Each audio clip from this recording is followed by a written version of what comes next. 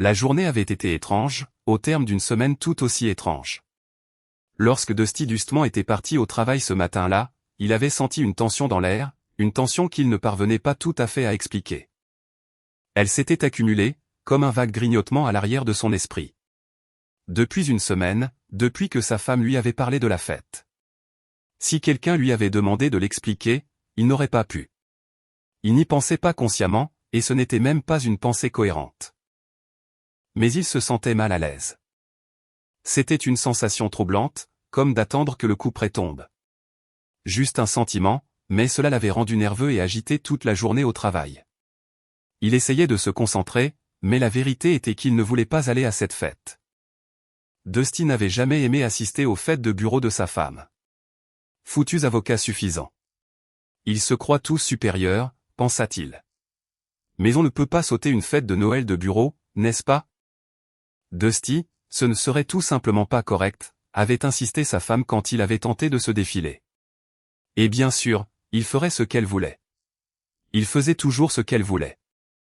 Alors qu'il éteignait son ordinateur pour terminer la semaine, Dusty jeta un coup d'œil à la photo de ses deux fils, prise lors d'une partie de pêche l'année dernière. Il sourit. Sa relation avec ses garçons semblait être la seule lueur d'espoir dans sa vie de famille ces derniers mois. À mi-chemin du retour à la maison, la circulation ralentit autour d'un accident sur la voie de droite de l'autoroute. Dusty réalisa qu'il était tellement absorbé par ses propres pensées qu'il ne savait même plus exactement où il se trouvait sur le trajet. À cause de l'accident, il arriva à la maison environ 15 minutes plus tard que d'habitude. Au lieu du baiser de bienvenue qu'il accueillait autrefois lorsqu'il franchissait la porte, Dusty savait que tout ce qu'il pouvait attendre de sa femme maintenant était un commentaire narquois. Elle ne le déçut pas. Ce n'est pas comme si tu ne pouvais pas rentrer à l'heure pour une fois, grogna Tracy. Maintenant, va te changer et mets ton costume gris à fines rayures. C'est mon préféré. Dusty secoua silencieusement la tête. Il avait prévu de porter son costume bleu foncé, qu'il jugeait plus imposant. Le costume gris était joli, mais il avait tendance à se fondre dans le décor quand il le portait. Il ne voulait certainement pas se fondre dans le décor au milieu de ces gens. James Fielding, le plus récent associé du cabinet d'avocats pénalistes le plus en vue de Chicago, organisait la fête de fin d'année annuelle du cabinet dans sa grande maison du côté nord. En entrant, Dusty sentit Tracy devenir de plus en plus tendue. Elle parlait rapidement et ses yeux clignaient nerveusement, signe indubitable de son stress. Alors qu'ils atteignaient la porte de ce qui semblait être une grande salle de réception, la poigne de Tracy sur son bras se resserra. Elle le tira sur le côté, le pressant contre le mur et l'enlaçant. « Tracy, que se passe-t-il? » « Quelque chose ne va pas, demanda-t-il. « Non, je voulais juste dire quoi, demanda-t-il. « Écoute, Dusty. Tu sais que je t'aime. Je t'ai toujours aimé. Et je veux juste que tu te souviennes que quoi qu'il arrive ce soir, ça n'a pas d'importance entre nous. Rien ne changera jamais. Je veux juste que tu te souviennes que tout va bien entre nous. Je sais que tu n'aimes pas ces gens et que ça pourrait être choquant, mais tant que tu te souviens que rien ne changera entre nous, tout ira bien. » « Je n'ai aucune idée de ce dont tu parles, » dit Dusty. « Tu as raison. Je ne m'intègre pas avec tous ces avocats et ces crétins puissants. Mais qu'est-ce qui est différent? Ces événements n'ont jamais été amusants pour moi. Mais je vais juste supporter ça comme je l'ai toujours fait.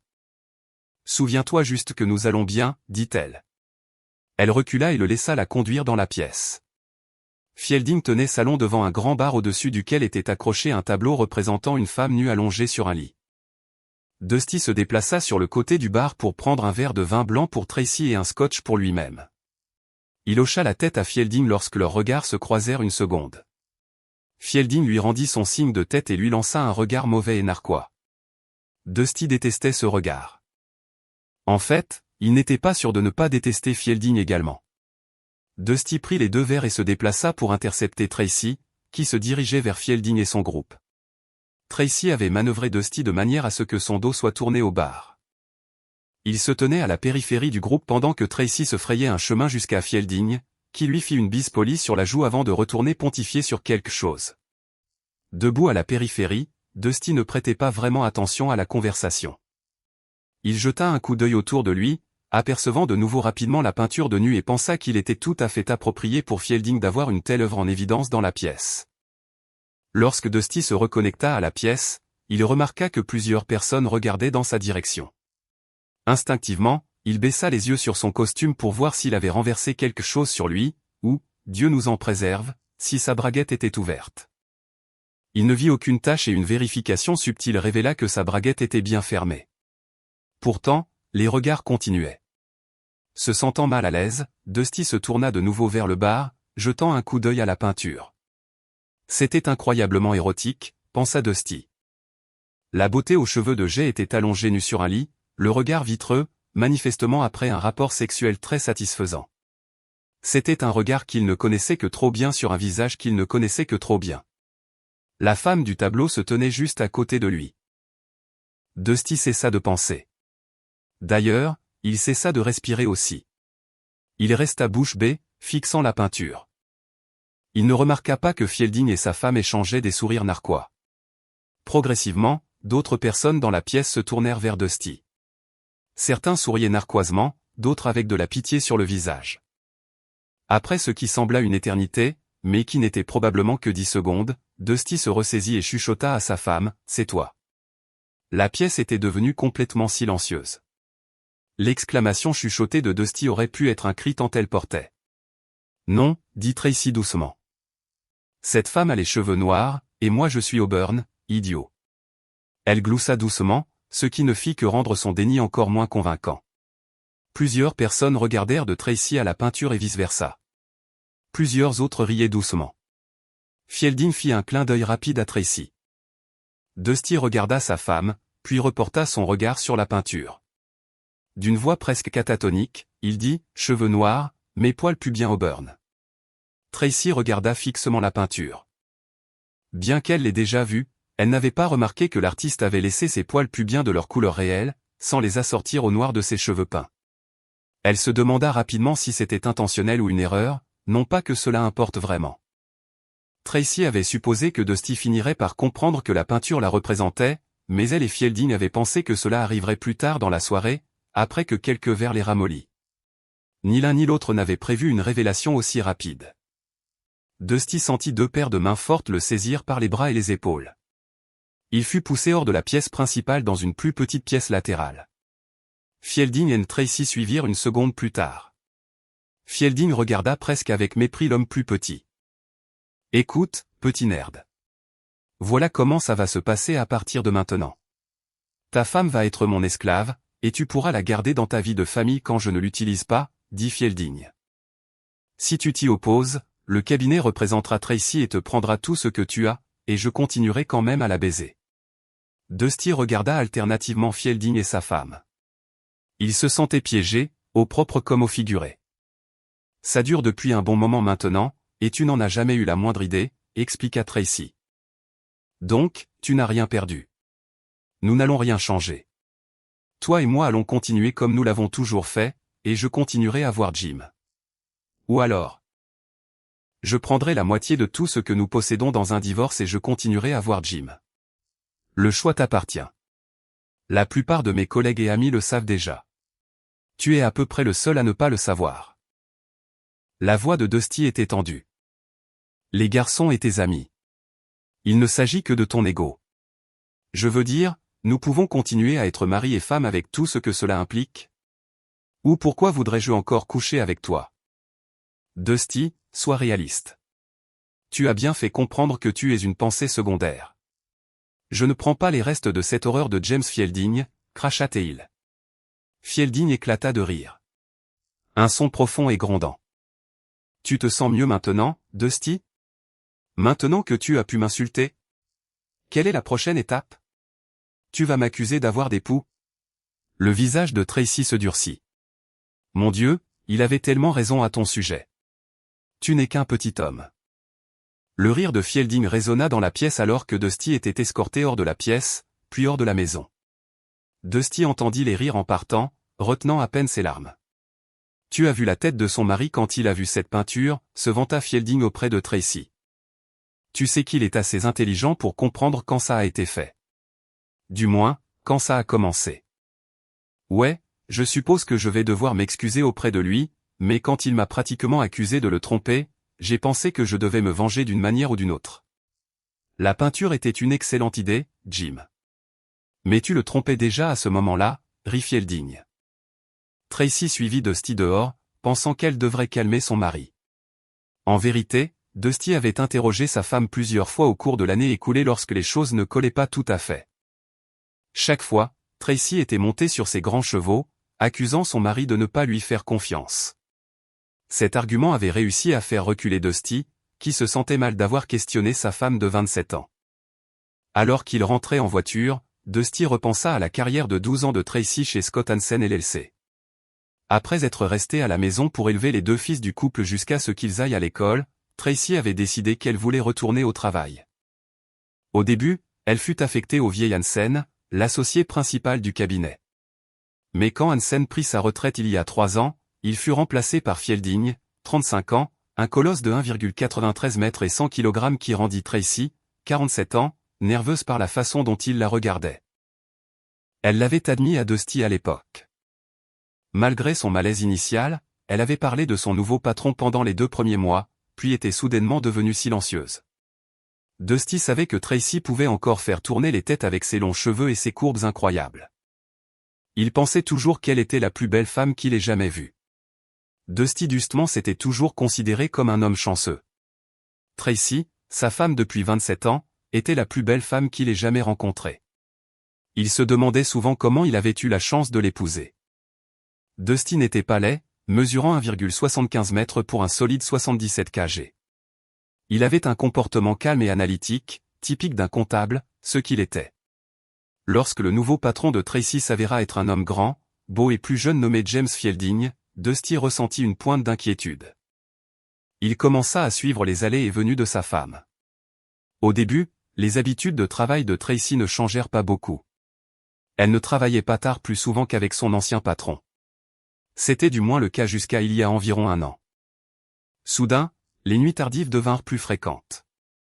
Et puis il y eut le voyage d'une semaine à la Nouvelle-Orléans pour un colloque juridique avec Fielding. Dusty n'était pas ravi, mais il comprenait que cela faisait partie de son travail en tant qu'assistante de Fielding. Quand il exprima son malaise, Tracy s'emporta, l'accusant de ne pas lui faire confiance. Ça l'avait piqué, surtout après tant d'années de mariage. Cette nuit-là, après avoir découvert la vérité sur Tracy et Fielding, Dusty se versa un scotch single malt et s'effondra dans son fauteuil préféré.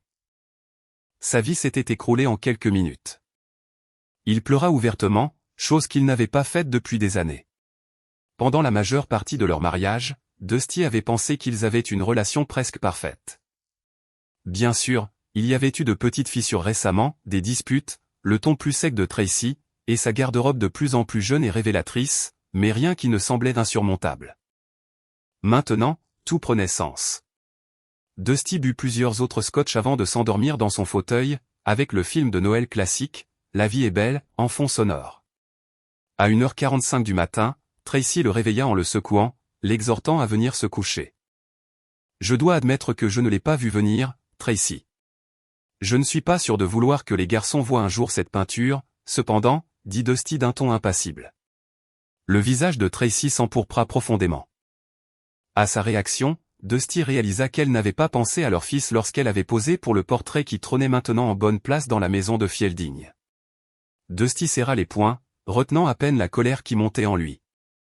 Les leçons de maîtrise de soi de son défunt père étaient probablement la seule raison pour laquelle il ne l'avait pas agressé physiquement. Quand il parvint à se calmer, il desserra les poings. Mais Tracy remarqua le mouvement et ses yeux s'écarquillèrent de peur.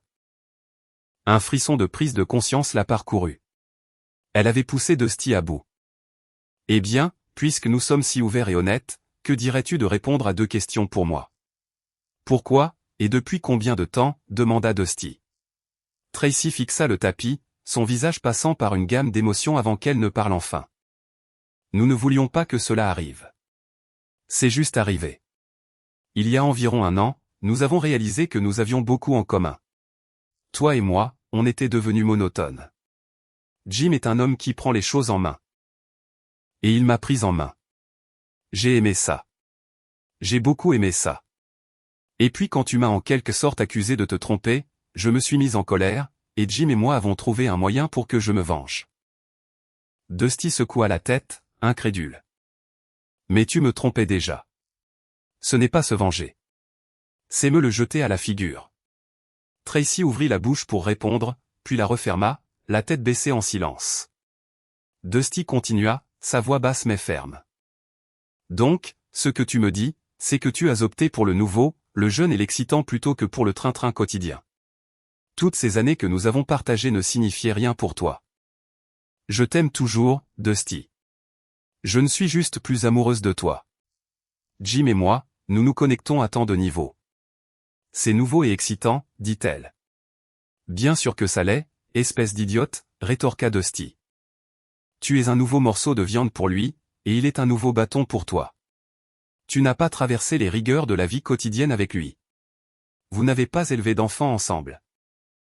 Fais les tâches ménagères ou fais face à de vrais défis. Et cette peinture? Tu ne m'as pas laissé prendre une photo osée de toi, mais tu as posé nu pour des peintres afin que Monsieur Merveilleux puisse l'accrocher chez lui pour que tout le monde la voie. Tracy rougit de nouveau, se concentrant intensément sur ses chaussures. Le regard perçant de Dusty la força à lever les yeux. Elle hésita avant d'avouer. C'était très excitant d'être nue devant un autre homme juste après avoir fait l'amour avec Jim, sachant qu'il enregistrait ça pour tout le monde. C'était exaltant. L'estomac de Dusty se retourna. Tu as couché avec le peintre aussi, demanda-t-il sans détour. Eh bien, une fois, après ma dernière séance de pause. Jim et moi avons pensé que nous lui en devions une après l'avoir taquiné toute la semaine, admit Tracy. Dusty rit amèrement. Un prêté pour un rendu, un. Après un silence tendu, Dusty demanda finalement, as-tu oublié les garçons? Les garçons? Qu'est-ce qu'ils ont à voir avec ça? Répondit Tracy, confuse. Ils ont tout à voir avec ça. Tu ne penses pas que briser notre famille les affectera, dit Dusty, sa voix s'élevant. Ils sont grands maintenant, Dusty. Ils ont leur propre vie. Ça n'a rien à voir avec eux, insista Tracy. Dusty secoua la tête, l'incrédulité gravée sur son visage. Tu ne vois pas, n'est-ce pas? Tu as détruit les fondations sur lesquelles notre famille a été construite. Ils ne nous regarderont plus jamais, ni toi, de la même manière. Dusty dustement regarda Tracy avec un mélange d'incrédulité et de résignation. Tu ne vas pas briser notre famille, demanda-t-il, sa voix dégoulinant de sarcasme. Tu ne veux pas que plus de gens que nécessaire soient au courant de ça. Tracy, tu m'as déjà humilié publiquement. Tracy balbutia, essayant de reprendre le contrôle. Je sais que tu m'aimes, Dusty. Donne-moi juste un peu de temps, et après ça, nous pourrons redevenir nous-mêmes, comme toujours. Dusty secoua la tête, sa voix ferme. Je t'ai surestimé pendant toutes ces années. D'abord, j'ai pensé que tu m'aimais autant que je t'aimais. Ensuite, j'ai pensé que tu étais plus intelligente que ça. Tracy tressaillit à ces mots. Alors, Dusty expliqua. Tracy. Un divorce sans faute ne signifie pas qu'il n'y a pas de fautif. Cela signifie simplement que l'État ne se donne pas la peine de démêler les choses lorsqu'il partage les biens. Je n'ai pas peur de dire au monde que je suis un cocu parce que tu es infidèle. Et que penses-tu que les garçons vont dire à ce sujet? L'expression de Tracy devint paniquée. Tu n'oserais pas. Tu ruinerais ma relation avec les garçons juste pour te venger de moi. Tu es un salaud. Le ton de Dusty resta calme mais tranchant. Non, pas pour ruiner ta relation, mais pour raconter ma version de l'histoire. La vérité blesse, n'est-ce pas? Confiante au début de la confrontation, Tracy semblait maintenant complètement défaite. Elle chuchota, ne pouvons-nous pas en discuter davantage? L'expression de Dusty se durcit. J'ai bien peur que non, Tracy. Tu as couché avec lui dans son lit. Maintenant, tu peux t'y coucher. Qu'est-ce qui t'a fait penser que je supporterais que tu couches avec un autre type? Le lendemain, Dusty appela ses deux fils pour leur annoncer la nouvelle. Robbie, l'aîné, réagit avec incrédulité. Tu es sûr, papa? Ça ne ressemble pas du tout à maman. Elle et son amant ont même fait faire une peinture d'elle après l'amour. Elle est accrochée au-dessus de son bar. Tout le monde a trouvé ça hilarant, répondit amèrement Dusty. Robbie cria au téléphone, pas possible. C'est ridicule. Pendant ce temps, Mike, le fils cadet de Dusty, écouta silencieusement le récit de son père avant de commenter calmement, « Waouh, papa, qu'est-ce que tu as fait pour énerver maman? Elle n'aurait pas fait quelque chose comme ça sans avoir été provoquée. Dusty marqua une pause, se demandant comment répondre. Finalement, il dit, « Je pense que je l'ai déçue à certains égards, Mike. Après toutes ces années, peut-être qu'elle voulait quelque chose de différent. Quelqu'un de plus jeune, de plus grand, de plus autoritaire. » Mike n'était pas convaincu. « Je n'y crois pas, papa. » « Désolé. » La voix de Dusty devint glaciale. « Crois ce que tu veux, Mike, mais elle m'a trahi, et je ne vais pas l'accepter. » Une semaine plus tard, Tracy reçut les papiers du divorce. Elle tenta de s'y opposer et demanda même une thérapie de couple, mais son cas s'effondra lorsque Dusty mentionna la peinture accrochée dans la maison de James Fielding. Les sourcils du juge se haussèrent. « Sérieusement » demanda-t-il.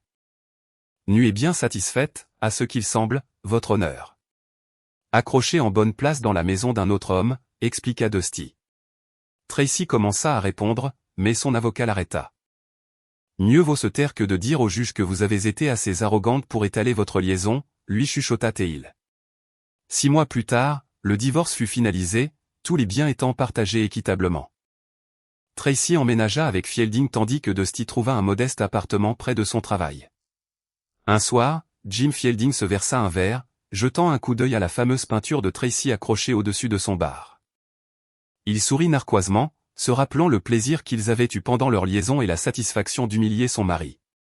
Mais les choses entre Tracy et Fielding s'étaient refroidies. Le frisson initial de leur relation s'était estompé. Tracy devint plus collante. Malgré la position claire de Fielding selon laquelle le mariage était hors de question, à mesure que la passion diminuait, les petites attentions et gestes d'amour qu'elle tenait pour acquis dans son mariage de 27 ans avec Dusty commencèrent à manquer à Tracy. Elle en vint à réaliser que l'amour et la luxure ne partageaient guère plus que leurs premières lettres. 6 mois plus tard, Tracy emménagea dans son propre petit appartement après avoir rompu avec Fielding.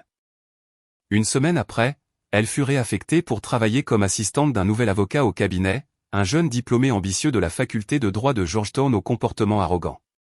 Il ne fallut pas longtemps à son nouveau patron pour passer à l'acte. Malgré sa promesse de ne pas répéter ses erreurs, Tracy succomba de nouveau à la tentation.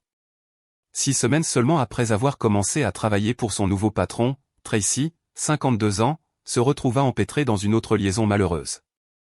L'avocat de 31 ans bomba le torse en discutant avec assurance de sa dernière affaire.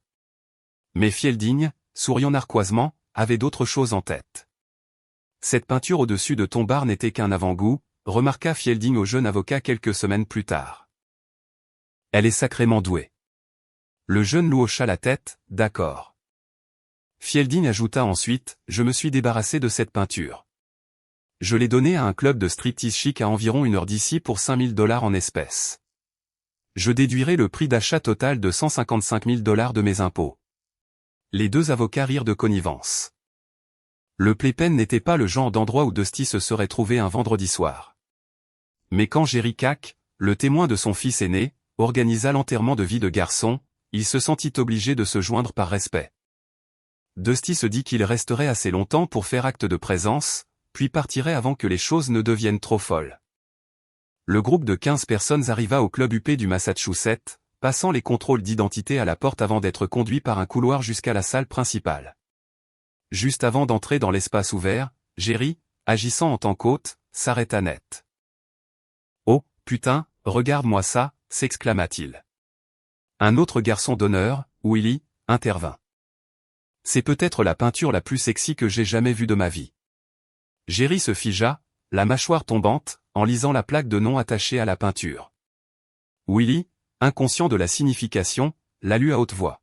« Tu ne convoiteras point. » Tracy Dustement, peint par Émile Guret.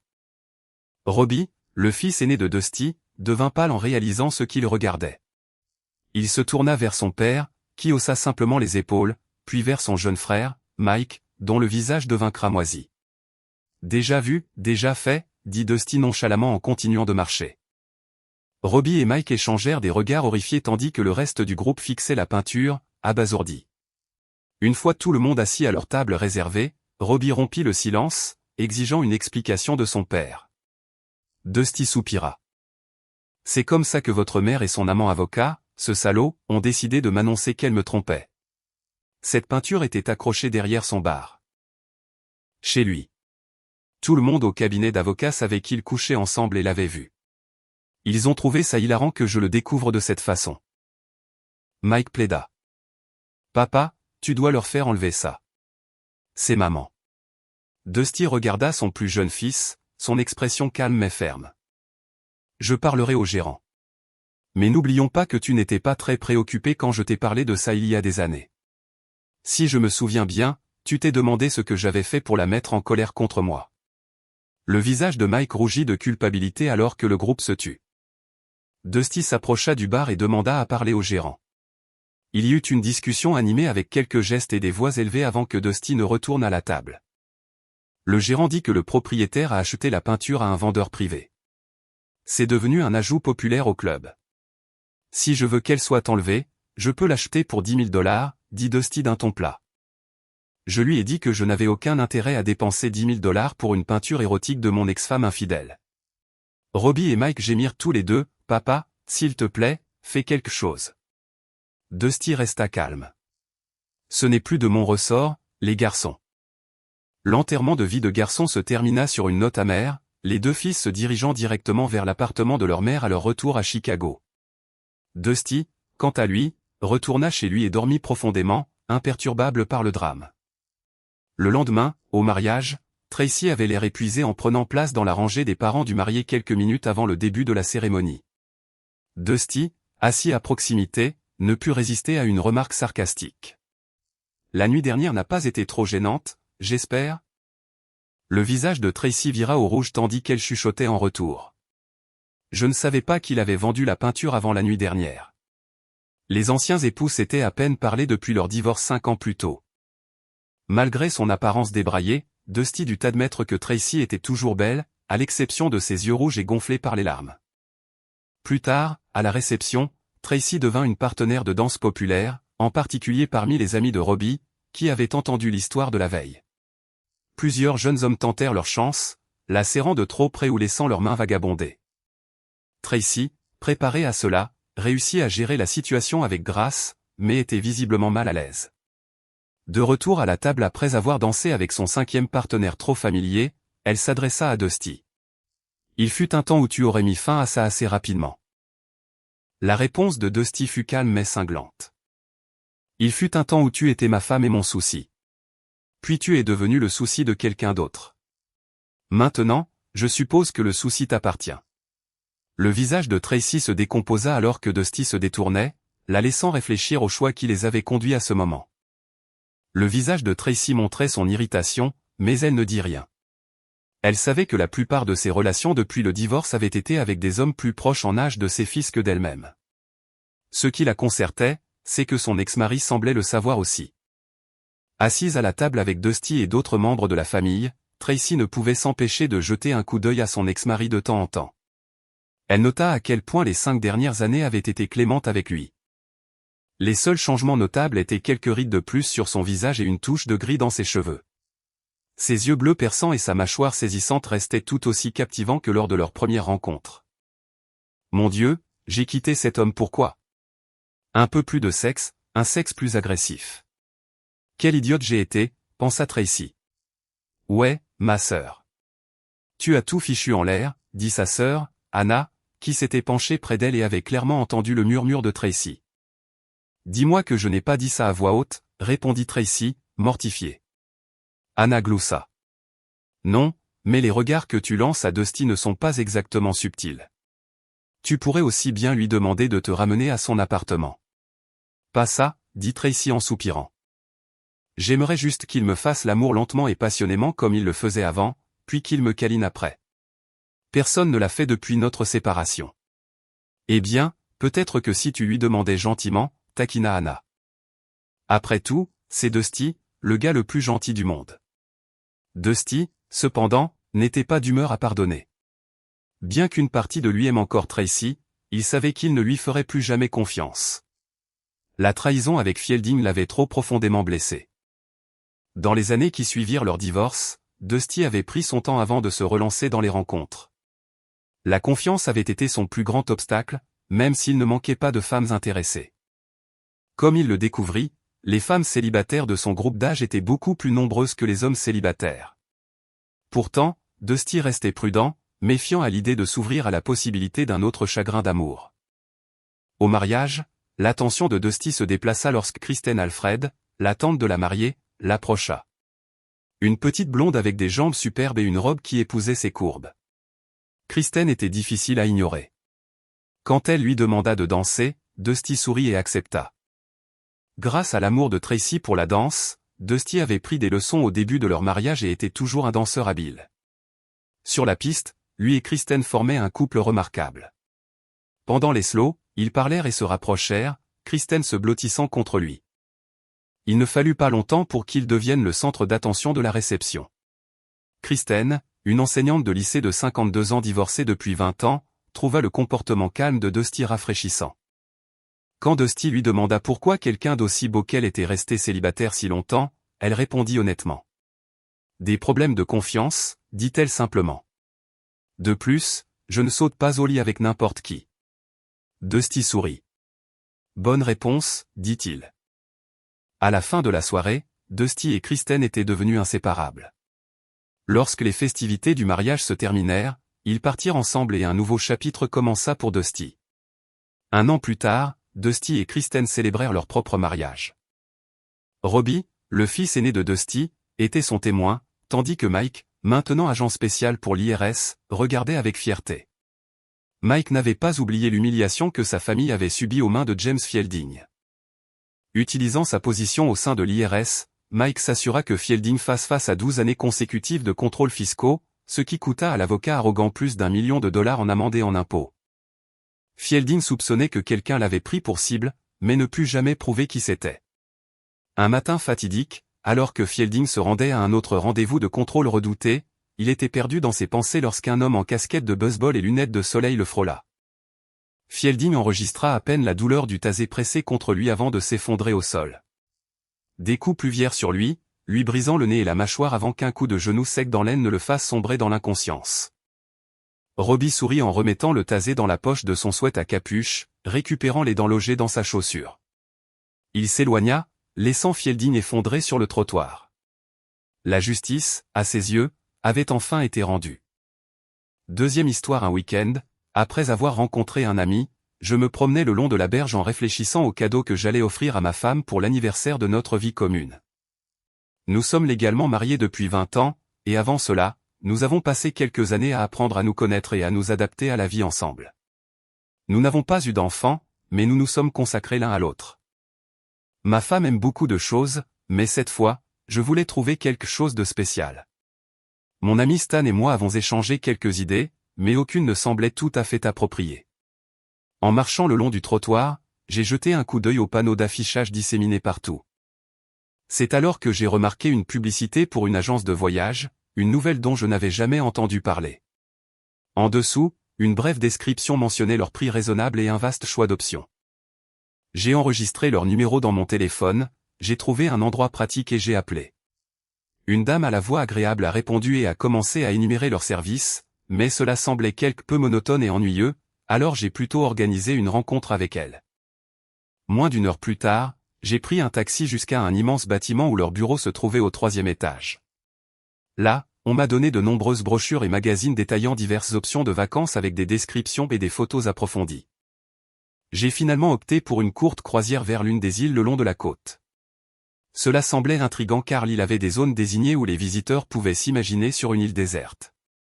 Ce qui m'a le plus plu, c'est l'absence de connectivité. Pas de signal mobile ou Internet. Ma femme était obsédée par le temps qu'elle passait sur les réseaux sociaux et divers sites web, et je voulais qu'elle vive une rupture complète et redécouvre la joie de vivre que nous avions avant que les gadgets ne prennent le dessus. En m'approchant de la consultante, j'ai demandé comment communiquer avec le continent en cas d'urgence. Elle a expliqué qu'il y avait une tour de communication sur l'îlet du personnel qui gérait de telles situations, ainsi qu'un poste médical fournissant les premiers soins. Dans les cas graves, ils organisaient un transfert par hélicoptère. Cette option semblait à la fois intrigante et engageante, et le prix indiqué par la consultante était raisonnable. Après avoir réservé le voyage pour ma femme et moi, je suis rentré joyeusement à la maison. Mais j'ai décidé de ne pas révéler la surprise à Samantha tout de suite. « Comment s'est passée ta promenade ?» demanda-t-elle quand je suis rentré, remarquant mon air satisfait. J'ai juste rencontré un ami. Il m'a raconté des choses intéressantes, mais rien d'extraordinaire. Et toi, qu'as-tu fait? J'ai faim, ai-je répondu. Tout est prêt. Il faut juste réchauffer. Tu peux attendre 10 minutes, répondit Samantha. J'ai hoché la tête et je suis allé au salon, pensant regarder les informations à la télé. Avant cela, je voulais me changer et me rafraîchir car il avait fait chaud. En entrant dans la chambre à la recherche d'une chemise propre, j'ai remarqué l'ordinateur portable de ma femme ouvert. Il semblait qu'elle avait échangé des messages avec quelqu'un. Plus tard, en retournant au salon, ma femme m'a appelé pour le déjeuner. Comme je le soupçonnais, elle avait simplement réchauffé des raviolis qu'elle avait fait bouillir pour le petit déjeuner. Je suis resté silencieux, lui offrant un sourire étrange pour reconnaître son effort. Pendant le déjeuner, j'ai pensé à Stan. Nous étions amis proches depuis de nombreuses années, mais contrairement à moi, il était toujours célibataire, ayant occasionnellement des aventures avec de belles filles. À ce moment-là, il était seul, et j'ai décidé de lui proposer de se joindre à moi pour les vacances que j'avais prévues. Stan a d'abord été surpris mais a aimé l'idée et a accepté. Une semaine plus tard, j'ai solennellement révélé le cadeau prévu à ma femme. Samantha était agréablement excitée et ne s'est pas opposée au voyage. La seule chose que j'ai omise était l'absence de communication sur l'île, car je savais qu'elle préférerait rester à la maison avec son ordinateur portable si elle l'apprenait. J'ai décidé de garder la surprise pour elle et mon ami. Bientôt, nous nous sommes envolés tous les trois dans un petit avion vers la côte. De là, un énorme bateau nous a emmenés à notre destination. Avant même d'accoster, nous pouvions admirer le magnifique paysage. Samantha a décidé de prendre quelques selfies et a immédiatement essayé de les télécharger sur les réseaux sociaux. C'est alors qu'elle a remarqué l'absence d'Internet ou de service cellulaire. Elle s'est approchée de moi, supposant d'abord que quelque chose n'allait pas avec son téléphone. « Oh, chérie, ne te l'ai-je pas dit? Il n'y a pas de connexion ici », ai-je répondu avec un air légèrement surpris. « Tu me l'as dit? » ?»« Non, tu n'as rien dit à ce sujet. »« Tu sais à quel point c'est important pour moi », a-t-elle répondu avec colère. Puis elle est allée vérifier le téléphone de Stan, espérant qu'il pourrait capter un signal, mais il l'a déçu aussi. Ainsi que le reste des passagers. Certains ont mentionné que c'était intentionnellement conçu de cette façon. Après cela, Samantha ne m'a pas parlé pendant un moment, mais elle ne restait généralement pas contrariée longtemps, et je savais que ça passerait bientôt. Pendant que nous explorions différentes parties de l'île, je contemplais l'eau transparente le long du rivage. Pendant ce temps, ma femme, appuyée contre la balustrade, essayait toujours de capter ne serait-ce qu'une seule barre de signal. Le bungalow, entièrement fait de branches et de troncs de palmiers, n'était pas loin du rivage, mais entouré d'une flore locale luxuriante. Notre petite maison était conçue pour deux, tandis que le bungalow de Stan était à 2 kilomètres du nôtre. Au début, il a trouvé cela peu pratique, mais au fil des jours, il a appris à apprécier la solitude. Je me suis demandé pourquoi nous étions venus ensemble pour nous retrouver à parcourir de telles distances pour nous rendre visite. Cependant, Stan s'y est vite habitué et a même commencé à l'apprécier. Nous avons passé 2 jours à explorer l'île, découvrant la nature vraiment sauvage de l'endroit. Il n'y avait même pas de réfrigérateur dans le bungalow, juste une étagère remplie de fruits locaux, quelques conserves et quelques articles de luxe pour les touristes, y compris une petite sélection d'alcool. De plus, on nous a donné des cannes à pêche primitives pour essayer d'attraper du poisson nous-mêmes. Assis près du feu sur le rivage un soir, Stan nous a rejoints alors que nous faisions rôtir un petit poisson sur des branches et discutions de ce que nous aimions ou n'aimions pas de l'endroit. Samantha fut la première à parler, exprimant à quel point sa vie antérieure lui manquait et comment ses doigts la démangeaient de faire défiler son fil d'actualité. Stan, d'un autre côté, semblait tout aimer de l'expérience. Plus tard, je l'ai invité à marcher avec moi pour ramasser plus de branches sèches pour le feu. Il a accepté, d'autant plus qu'il avait besoin de répondre à un appel de la nature. Je l'ai conduit dans une zone où aucun sentier n'était tracé. Quand il a demandé pourquoi nous allions si loin, j'ai mentionné vouloir lui montrer quelque chose d'intéressant que j'avais trouvé. Intrigué, Stan m'a suivi comme un chiot obéissant. Nous semblions être entrés dans la partie la plus dense de la végétation lorsque nous sommes tombés sur une petite clairière de seulement quelques mètres de large. Cela ne me dérangeait pas. J'ai amené Stan à un tas de branches et je lui ai demandé de m'aider à les déplacer. En dessous se trouvait une trappe assez vieille, couverte de mousse et de rouille, apparemment intacte depuis la Seconde Guerre mondiale. Au début, j'avais eu du mal à soulever le couvercle, mais à travers une fente étroite, en y projetant la lumière d'une lampe de poche, j'ai réalisé qu'il y avait un bunker souterrain en dessous. Maintenant, j'avais amené Stan pour m'aider à ouvrir complètement le couvercle et à examiner ce qu'il y avait à l'intérieur. Alors que nous descendions les escaliers sombres, enlevant de temps en temps d'épaisses toiles d'araignée, nous sommes entrés dans une petite pièce vide avec une autre porte en fer. Au début, j'ai supposé qu'elle pourrait avoir une serrure complexe, la rendant inaccessible. Cependant, la porte n'a pas été difficile à déverrouiller. Il suffisait de tourner une énorme vanne. La pièce suivante s'est avérée être un petit bunker avec plusieurs placards et de vieux lits à ressort. Stan a commencé avec enthousiasme à tout examiner avec sa lampe de poche. Puis il a trouvé une lampe à pétrole et après l'avoir allumée, la pièce est devenue beaucoup plus lumineuse. « Mec, c'est incroyable !» s'est-il exclamé avec enthousiasme. « C'est un vrai bunker. Je ne pense pas qu'ils aient fait ça pour les touristes. » Il a montré une boîte de conserve périmée, clairement vieille de plusieurs décennies.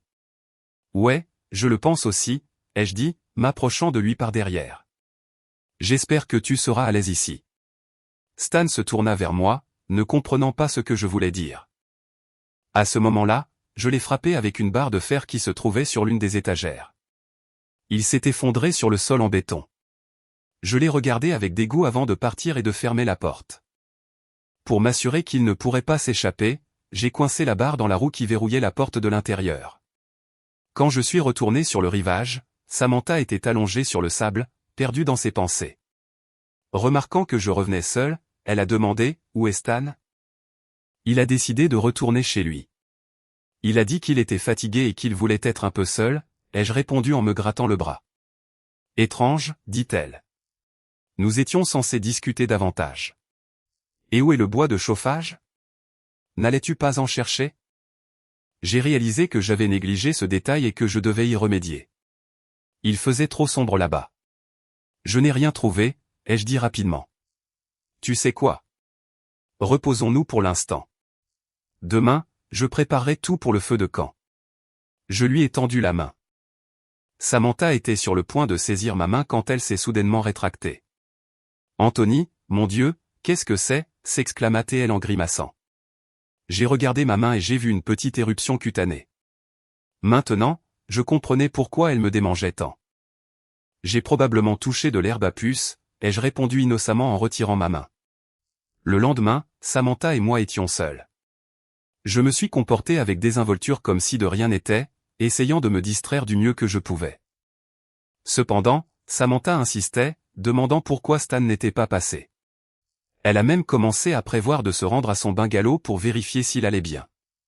Sachant qu'il n'était pas là, j'ai inventé diverses excuses pour la dissuader. Pendant un certain temps, elle a semblé satisfaite. Mais cette nuit-là, je me suis réveillé pour constater que Samantha n'était pas dans la cabane. Je suis sorti, j'ai attendu environ une demi-heure avant de réaliser qu'elle avait dû décider de mener son plan à bien. Armé d'une lampe de poche, je me suis dirigé vers le bungalow de Stan. Comme je le soupçonnais, Samantha était là, assise sur un lit de fortune fait de branches. Même avec sa lampe de poche éteinte, je pouvais voir clairement sa silhouette dans l'obscurité. Je me suis assis à côté d'elle et j'ai demandé, « Qu'est-ce que tu fais ici ?» J'ai tout vérifié, dit-elle. Les restes de fruits ont commencé à pourrir. On dirait qu'il n'est pas venu ici depuis un moment. Anthony, et si quelque chose lui était arrivé? Elle me regarda, son expression pleine d'inquiétude. Pourquoi t'inquiètes-tu soudainement autant pour lui? Ai-je demandé froidement. Avant, tu ne te souciais que de la longueur de tes ongles et de poster des photos sur les réseaux sociaux. Mais c'est notre ami.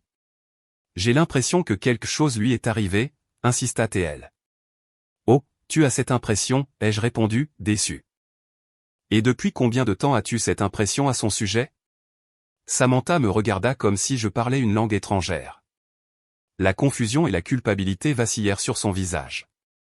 N'importe quoi. Cependant, j'étais pleinement conscient de ce que je disais. La saisissant par la main, je la regardais avec un regard furieux. Quoi? Tu pensais que je ne le découvrirais pas? Putain. J'ai vu tes messages, les mots que tu lui as écrits, lui envoyant tes photos nues. Samantha réalisa ce que je voulais dire et fut horrifiée. C'est seulement maintenant que j'avouais que je connaissais son secret, son infidélité. Je l'ai frappé plusieurs fois au visage car je ne pouvais plus contenir ma colère. J'avais tout gardé en moi pendant si longtemps. J'ai découvert son infidélité le jour où j'ai acheté les forfaits vacances. Voyant qu'elle avait laissé une page ouverte, je n'ai pas pu résister à y jeter un œil. Quand j'ai vu le nom de Stan dans l'un des chats, la curiosité m'a complètement envahi et j'ai ouvert leur correspondance. Les mots ne peuvent exprimer la déception que j'ai ressentie. Puis j'ai été instantanément rempli de rage et j'ai voulu faire une scène tout de suite, puis m'occuper d'eux. Cependant, une autre pensée m'est venue et j'ai décidé de régler mes comptes avec les traîtres d'une manière plus tordue. C'est pourquoi j'ai invité Stan à venir avec nous. Je savais qu'il ne résisterait pas à une telle offre. Et maintenant que nous étions ici, j'avais l'occasion de m'occuper d'eux d'une manière que personne ne me soupçonnerait d'avoir commis un crime. Pendant tout ce temps, j'ai gardé ma colère en moi, et elle a grandi avec une force immense. Ces derniers jours, je pouvais à peine me contenir, mais l'attente en valait la peine. Stan était maintenant enfermé dans un bunker que presque personne ne connaissait. À en juger par son état, Samantha était complètement entre mes mains, incapable d'appeler à l'aide car, à part un téléphone qui ne fonctionnait pas, il n'y avait personne à des kilomètres à la ronde. J'ai de nouveau frappé Samantha avec une telle force qu'elle a perdu connaissance. Puis je l'ai soulevée sur mon épaule et je l'ai ramenée à notre cabane où je l'ai assise dans un coin, solidement attachée avec des cordes, et par précaution, bâillonnée avec un morceau de tissu. Elle s'est réveillée environ une demi-heure plus tard. J'étais assis là, en train d'aiguiser le bout d'un bâton, le transformant en une lance primitive. Samantha a commencé à grogner, et j'ai retiré le bâillon de sa bouche. « Idiot, qu'est-ce que tu prépares » demanda-t-elle avec colère. « Ce que je prépare ? Qu'en penses-tu » ai-je grondé. « Tu as sauté dans le lit de mon ami, tu as piétiné notre mariage, notre relation, et maintenant tu me demandes ce que je prépare. » Samantha se tut pendant quelques minutes, réalisant que je ne la laisserais pas partir facilement maintenant, et soupçonnant que j'avais aussi fait quelque chose à Stan. Je me suis accroupi plus près d'elle et j'ai placé le tranchant d'un couteau contre sa joue. « Anthony, que veux-tu ? » « S'il te plaît, » commença-t-elle à supplier. Je vis la peur dans ses yeux, et elle était sur le point de pleurer, mais je m'en fichais complètement. En fait, j'appréciais qu'elle ressente maintenant de la douleur aussi. « Oh, maintenant tu supplies » ai-je sifflé. « Tu aurais dû y penser avant de coucher avec ce salaud. Tu sais, au début, j'ai pensé que j'allais juste vous donner tous les deux à manger aux requins, mais maintenant j'ai un plan différent pour toi. Je veux que vous ressentiez tous les deux ce que je ressens. Vous, traître. Je vous faisais confiance. Vous étiez les personnes les plus proches de moi, et c'est comme ça que vous décidez de me traiter. » J'ai appuyé plus fort sur la lame, laissant une petite coupure sur sa joue. Samantha me fixa avec horreur, et je savourais ce spectacle. Mais ce n'était que le début. Je savais que j'étais trop cruel, comme un maniaque dérangé. Mais c'était parce que pendant mon service dans l'armée, quand on m'a envoyé à la guerre, quelque chose de désagréable m'est arrivé et j'ai été un peu commotionné. Même s'ils m'ont soigné plus tard, il y avait encore des séquelles. J'étais devenu trop émotif. Et depuis lors, toute contrariété me concernant ou concernant ma famille me frappait durement. Samantha le savait et aurait dû deviner à quel point sa trahison m'affecterait. Mais peut-être espérait-elle que je ne le découvrirais pas. Cependant, je le savais déjà et maintenant elle allait devoir faire face aux conséquences. J'ai remis le bâillon sur la bouche de ma femme et je suis retourné sur le lit de brindille. Elle continuait à pleurer, ses mains se tordant de temps en temps, espérant se libérer des cordes, mais je n'y prêtais aucune attention. J'avais encore 5 jours de vacances devant moi, et j'étais déterminé à torturer les traîtres. Différentes pensées me traversaient l'esprit, mais le résultat était toujours le même. Quand la lance fut prête, je la jetai de côté et retournai vers ma femme, la prenant par le bras. Bien qu'elle ait résisté, je l'ai conduite hors de la cabane. J'allais l'emmener dans le même bunker où se trouvait Stan en ce moment. Je me demandais même ce qui n'allait pas avec lui maintenant, car je n'y étais pas retourné jusqu'à présent. Samantha a trébuché et est tombée plusieurs fois en chemin, et ça commençait à m'énerver. Elle marmonnait quelque chose à travers le chiffon et je continuais à la traîner. Finalement, j'en ai eu marre. Je me suis arrêté et je l'ai giflé à nouveau. « Qu'est-ce que tu essaies de faire ? Personne ne peut t'aider ici. Tu rêves de ton amant ? Eh bien, tu le rencontreras bien assez tôt, ai-je dit. » Mais Samantha se mit à gémir encore plus. Alors, j'ai enlevé le bâillon pour voir ce qu'elle voulait. Salaud. Salaud de malade. Je ne te pardonnerai pas ça. Tu vas payer. Tu m'entends, dit-elle avec colère. Samantha ne pleurait plus. Seulement de la colère, mais elle ne pouvait être en colère que contre elle-même maintenant, car c'était de sa propre faute si on en était arrivé là. Je ne faisais que ce que mon cœur blessé me disait de faire. J'ai fait un pas vers elle et j'ai attrapé le chiffon pour lui couvrir à nouveau la bouche, mais elle m'a interrompu. « Attends, je dois aller aux toilettes, dit-elle d'une voix plus calme. J'ai réalisé que c'était probablement une ruse pour s'échapper, mais je n'aimais pas non plus être en compagnie d'une femme sale. J'ai répondu qu'elle pouvait faire ses besoins sur place. Samantha, cependant, a exprimé son mécontentement, disant qu'elle n'était pas à l'aise de le faire de cette façon. Quelqu'un d'autre était-il confortable pour toi? Assieds-toi, ou tu peux le faire à la volée. Samantha cessa de parler et tendit un coude, les mains liées dans le dos. J'ai compris ce qu'elle voulait et en quelques mouvements, j'ai rattaché ses bras devant pour qu'elle puisse faire ce dont elle avait besoin plus confortablement. Elle s'est assise sur l'herbe, soulevant sa robe d'été, mais a continué à me regarder d'un air de reproche. J'ai moi-même deviné que ce serait quelque peu dégoûtant de regarder tout ça et j'ai détourné la tête. Mais quelques secondes après que je me sois retourné, j'ai entendu le bruissement des feuilles là où Samantha s'était accroupie. Sentant que quelque chose n'allait pas, je me suis retourné. Elle avait décidé de profiter du moment et avait ramassé une pierre. Elle avait déjà porté un coup vers moi, et seule mon ancienne habileté m'a aidé à esquiver à temps, de sorte qu'elle ne m'a pas cassé la tête et assommé. Pourtant, elle m'a touché, et pendant que je me remettais, Samantha a compris et a immédiatement couru. Peu importe ses efforts, elle était inexpérimentée dans de telles situations et une femme gâtée par les conforts modernes. Je l'ai poursuivie et je l'ai rapidement rattrapée, la jetant au sol. Elle a essayé de se battre avec moi, mais elle n'a eu que peu de succès car j'étais plus fort. Le comportement de Samantha m'a mis très en colère, et je l'ai de nouveau frappée plusieurs fois au visage. Seulement cette fois, je ne l'ai pas frappée comme une femme. Je l'ai frappée comme un véritable adversaire. Très vite, un côté de son visage était enflé et couvert de sang. Puis je l'ai traînée à travers l'herbe jusqu'à l'endroit où j'avais laissé l'autre traître tandis que Samantha gisait sur le sol en gémissant. J'ai soulevé le couvercle, qui s'est ouvert beaucoup plus facilement, et j'ai poussé ma femme à l'intérieur. Puis, descendant moi-même, j'ai vérifié la deuxième porte. La barre de fer était toujours en place, donc Stan n'était pas sorti. Appuyant mon oreille contre la porte, j'ai écouté. C'était très calme derrière la porte. Réalisant que Samantha ne se défendrait pas, j'ai commencé à la déverrouiller pour savoir pourquoi c'était si silencieux. Je supposais que Stan s'était soit étouffé, soit avait été tué par le coup à la tête. Mais quand j'ai ouvert la porte et que j'ai projeté ma lampe de poche à l'intérieur, j'ai constaté que personne n'était là. J'étais un peu confus, essayant de comprendre où Stan aurait pu aller. Y avait-il une sorte de sortie de secours? Et avait-il réussi à s'échapper? Pendant que je réfléchissais à cela, Stan, qui s'était caché derrière la porte, s'est approché furtivement et m'a frappé exactement comme je l'avais frappé. Mais son coup n'était pas aussi fort, et je suis resté conscient, bien que ma vision ait commencé à se brouiller un peu. J'ai de nouveau utilisé toutes mes anciennes compétences, réalisant que je devais combattre ce scélérat. Je n'étais plus aussi jeune qu'autrefois. Les années avaient fait leur œuvre. Pourtant, je me suis ressaisi et j'ai commencé à balancer mes poings, frappant Stan au torse puis à la tête. Il n'était pas faible, cependant, et il s'est défendu de toutes ses forces. J'avais momentanément oublié Samantha, qui était restée allongée derrière la porte. Ce n'est que lorsque Stan m'a frappé si fort que je suis tombé sur le sol près du seuil que j'ai remarqué qu'elle se levait, prête à rejoindre son amant.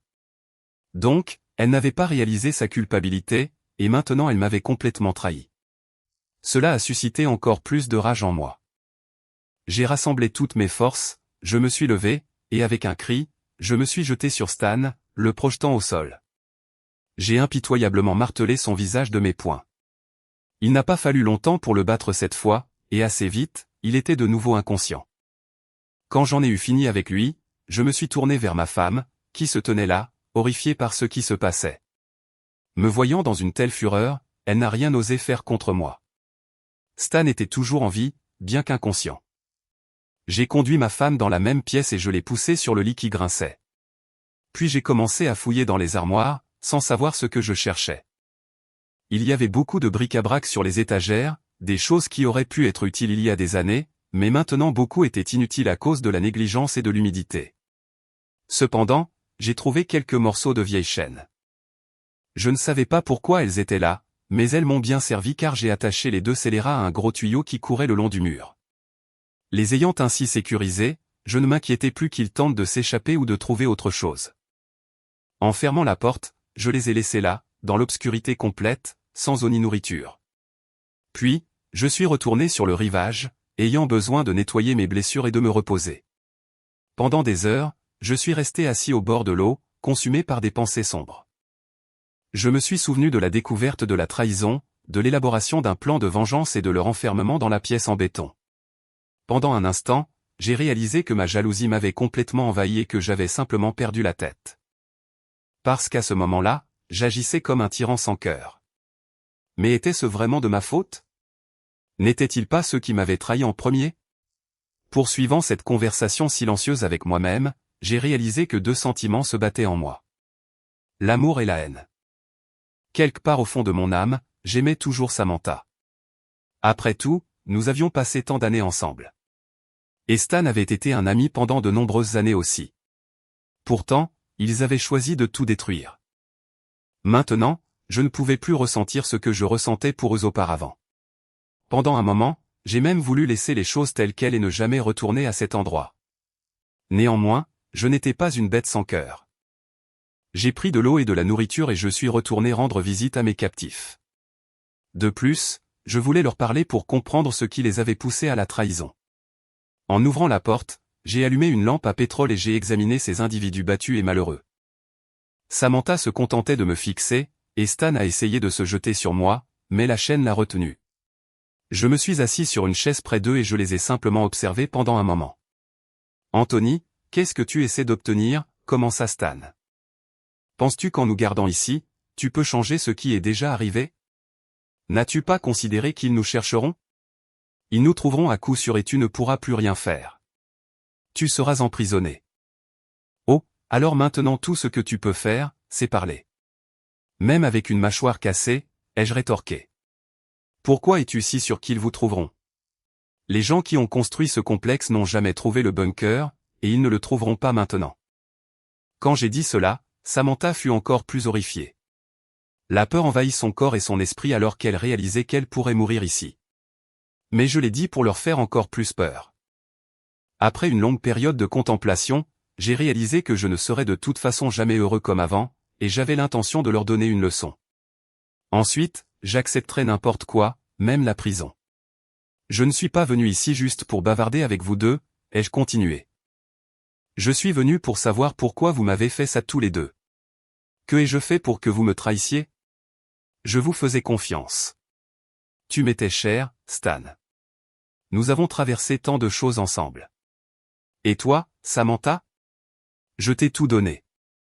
Mes émotions, mon argent. Tout.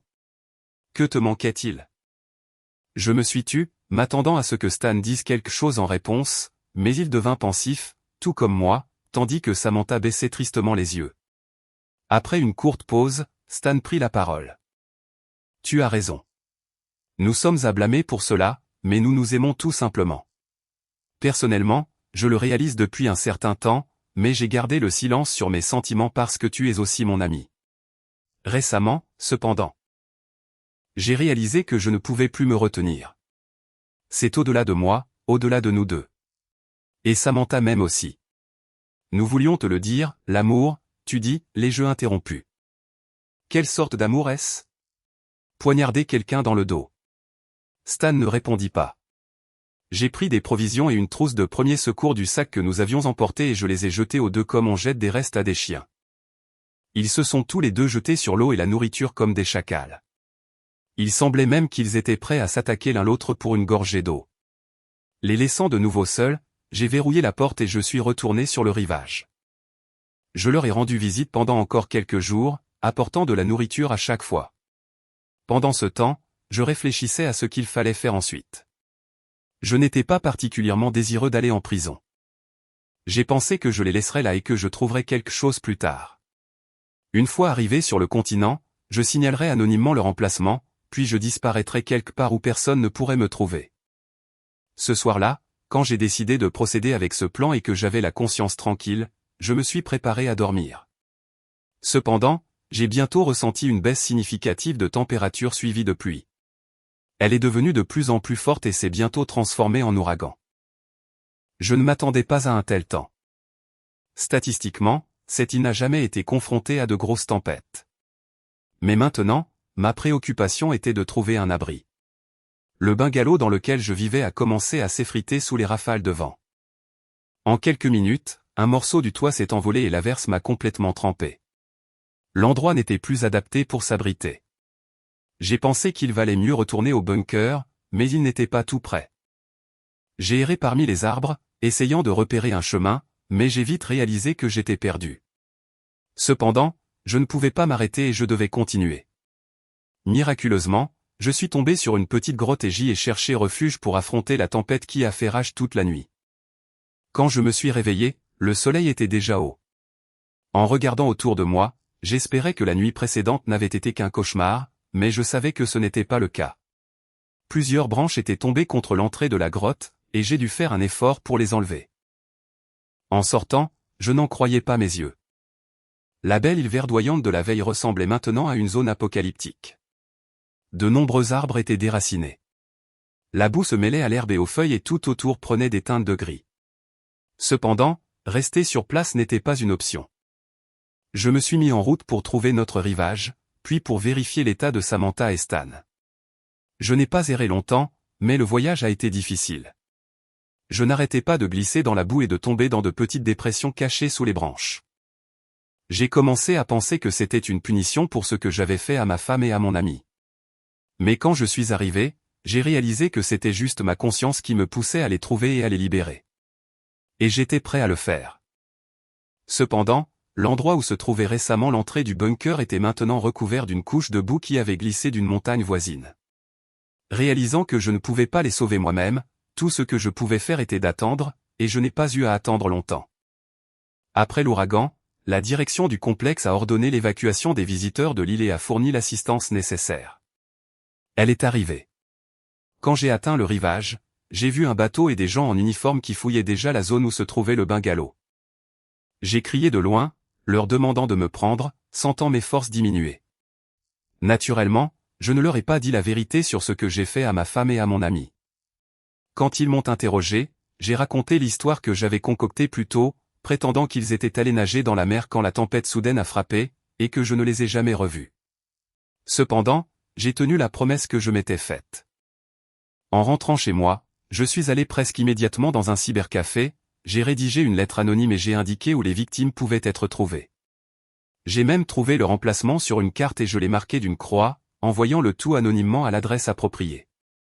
En même temps, j'ai rapidement vendu la maison, en baissant le prix, et j'ai déménagé au Canada pour ma propre sécurité. J'attendais que Samantha et Stan soient retrouvés, sachant qu'ils pourraient facilement me proclamer coupable de leur désagréable aventure. Mais peu importe combien je regardais les nouvelles, il n'y avait aucune mention d'eux. Ce n'est que des mois plus tard que j'ai lu sur Internet que le bunker avait été découvert et excavé, mais que les sauveteurs n'avaient trouvé que 2 corps. En partant, j'ai ressenti un certain calme dans mon âme. Peut-être était-ce parce que j'avais vengé leur trahison, ou peut-être voulais-je simplement déjà leur pardonner. Mais depuis lors, j'ai enterré tous mes sentiments, l'amour et la haine, au plus profond de mon âme, comme dans ce bunker en béton, et je me suis promis de ne plus jamais laisser personne s'approcher si près de mon cœur.